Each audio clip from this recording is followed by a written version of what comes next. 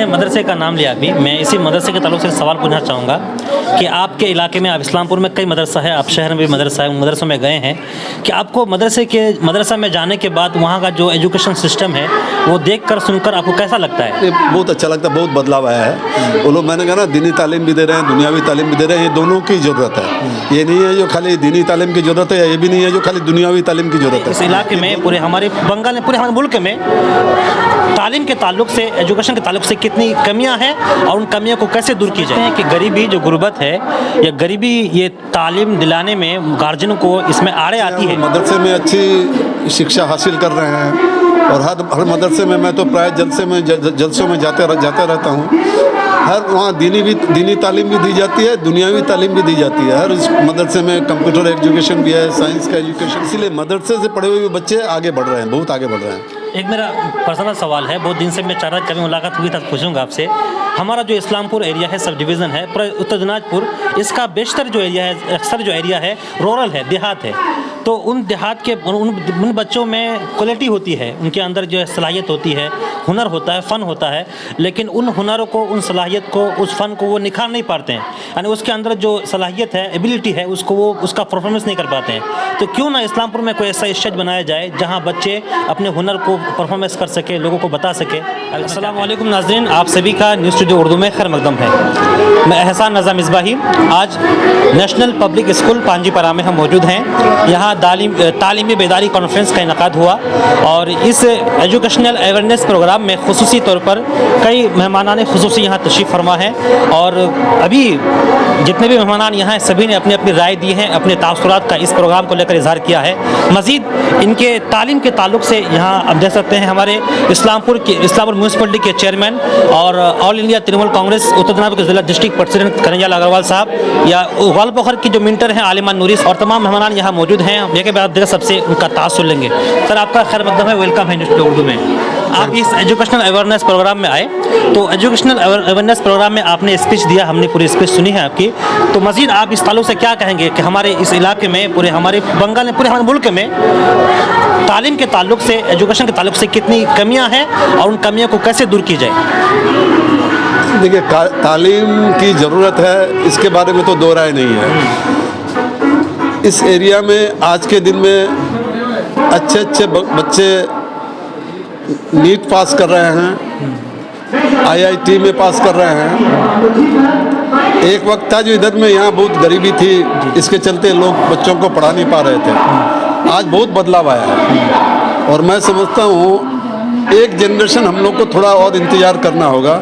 उसके बाद इस इलाके में तालीम के मारे इस मातहत में बहुत आगे बढ़ेगा ये इलाका, क्योंकि अभी जो लोग बच्चे बाहर हैं, जो लोग काम कर रहे हैं, वो लोग लेकिन अपने बच्चों को अच्छी तालीम दे रहे हैं। वो लोग खुद तालीम ले नहीं पाए, लेकिन अपने बच्चों को अच्छी तालीम दे रहे हैं, इंग्लिश स्कूल में पढ़ा रहे हैं, बढ़िया तालीम दे रहे हैं। अच्छे बच्चे अच्छा प्रोग्रेस करेंगे। इस साल भी जो नीट का और IIT का जो रिज़ल्ट हुआ है, इसमें हमारे इस इलाका के बहुत से बच्चों ने अच्छा रिज़ल्ट किया है। ये हमारे लिए बहुत फ़ख्र की बात है। जो हम लोग एक वक्त में हम लोग बहुत पिछड़े हुए थे, लेकिन आज ऐसा वक्त नहीं, आज हम लोग तालीम के मामले में बहुत आगे बढ़ चुके हैं। और मुझे ये खुशी होती है कि गाँव के लोग भी बच्चों को पढ़ाने के लिए अपनी ज़मीनें तक बेच देते हैं, लेकिन बच्चों को पढ़ाते हैं। ये बहुत बड़ी बात है। माने पढ़ाने के मामले में किसी तरह की लोग कोई ये नहीं कर कमी नहीं रखते हैं, बच्चों को पढ़ाते हैं। और ये बहुत जरूरी है। ये क्या आप समझते हैं कि गरीबी जो गुर्बत है या गरीबी ये तालीम दिलाने में गार्जियन को इसमें आड़े आती है? ना, ज़रूर एक वक्त गरीबी आड़े आई थी और भी बहुत सी बातें थी। सरकार भी ऐसा नहीं चाहती थी जो इतना बच्चे पढ़े। आज के वक्त में जो गरीब बच्चे हैं वो मदरसे में अच्छी शिक्षा हासिल कर रहे हैं और हर मदरसे में, मैं तो प्राय जलसों में जाते रहता हूँ। हर वहाँ दीनी तालीम भी दी जाती है, दुनियावी तालीम भी दी जाती है। हर मदरसे में कंप्यूटर एजुकेशन भी है, साइंस का एजुकेशन भी है। तो ये गरीबी का मामला कुछ हद तक मदरसों के मातहत ये सॉल्व हो जाता है, लेकिन फिर भी कारण तो है। गार्जियन लोग अब अगर उनको 2 टाइम खाने का नहीं है तो वो देखते हैं बच्चों को बाहर भेज दें। तो जो बच्चे बाहर काम कर रहे हैं वो सब अपने बच्चों को अच्छी शिक्षा दे रहे हैं। इसीलिए एक प्रजन्म के बाद में इस इलाका में शिक्षितों की बहुमार हो जाएगी। आपने मदरसे का नाम लिया अभी, मैं इसी मदरसे के ताल्लुक से सवाल पूछना चाहूँगा कि आपके इलाके में, आप इस्लामपुर में कई मदरसा है, आप शहर में भी मदरसा है, उन मदरसों में गए हैं कि आपको मदरसा में जाने के बाद वहाँ का जो एजुकेशन सिस्टम है वो देखकर सुनकर आपको कैसा लगता है? ये बहुत अच्छा लगता है, बहुत बदलाव आया है। वो लोग, मैंने कहा ना, दीनी तालीम भी दे रहे हैं, दुनियावी तालीम भी दे रहे हैं। ये दोनों की ज़रूरत है। ये नहीं है जो खाली दीनी तालीम की ज़रूरत है, ये भी नहीं है जो खाली दुनियावी तालीम की ज़रूरत है। ये दोनों का हो रही है, इसलिए मदरसे से पढ़े हुए बच्चे आगे बढ़ रहे हैं, बहुत आगे बढ़ रहे हैं। एक मेरा पर्सनल सवाल है, बहुत दिन से मैं चाह रहा, कभी मुलाकात हुई था तो पूछूंगा आपसे। हमारा जो इस्लामपुर एरिया है, सब डिवीज़न है, पूरा उत्तर दिनाजपुर, इसका बेशतर जो एरिया है, अक्सर जो एरिया है रूरल है, देहात है। तो उन देहात के उन बच्चों में क्वालिटी होती है, उनके अंदर जो सलाहियत होती है, हुनर होता है, फ़न होता है, लेकिन उन हुनरों को, उन सलाहियत को, उस फ़न को वो निखार नहीं पाते हैं। यानी उसके अंदर जो सलाहियत है, एबिलिटी है, उसको वो उसका परफॉर्मेंस नहीं कर पाते हैं। तो क्यों ना इस्लामपुर में कोई ऐसा स्टेज बनाया जाए जहाँ बच्चे अपने हुनर को परफॉर्मेंस कर सके, लोगों को बता सके। अब इसमें क्या कहेंगे?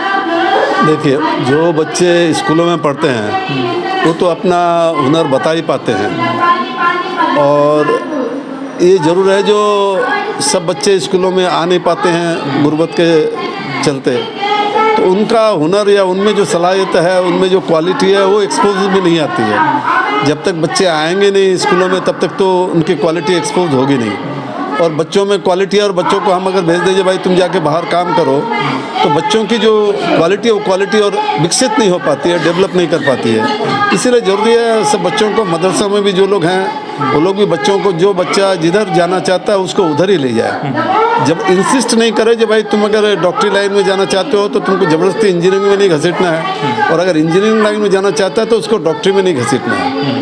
इस तरह का अगर ये माहौल बन जाए तो बहुत से सब बच्चे ही अच्छा डेवलप करेंगे।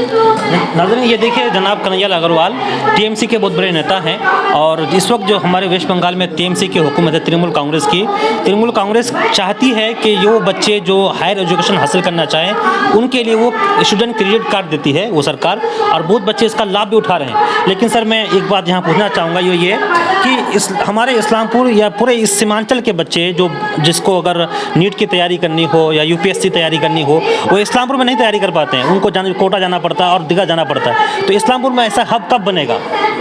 देखिए, थोड़ा वक्त लगेगा। अभी बेसी बात तो मैंने यहाँ जिस वक्त कोरोना हुआ था उस वक्त देखा था, गाड़ियों में करके इस इलाका के बहुत से बच्चे कोटा में थे। सिलीगुड़ी में भी हो रहा है कोचिंग सेंटर, और कोचिंग सेंटर का रिजल्ट पॉजिटिव है, इसलिए लोग बच्चों को कोटा भेजते हैं। थोड़ा वक्त लगेगा, यहाँ भी ऐसा तैयार होगा, ऐसा यहाँ भी हब तैयार होगा जिससे बच्चों को बाहर नहीं जाना पड़े। वैसे BCS वगैरह की तैयारी हो रही है इस्लामपुर में। इस्लामपुर जो SDO साहब हैं वो भी BCS के लिए कोचिंग वगैरह करा रहे हैं, लेकिन इसका अभी प्राइमरी स्टेज में है, आस्ते आस्ते डेवलप करेगा। चलिए, बहुत बहुत शुक्रिया सर। ये हमारे साथ बात कर रहे थे इस्लामपुर म्यूनसिपलिटी के चेयरमैन, उत्तर दिनाजपुर ज़िला के TMC के प्रेसिडेंट जनाब कन्हैया लाल अग्रवाल साहब। बहुत बड़ी शख्सियत हैं और समाजी एतबार से इनकी खदमात भी काफ़ी ज़्यादा हैं। अब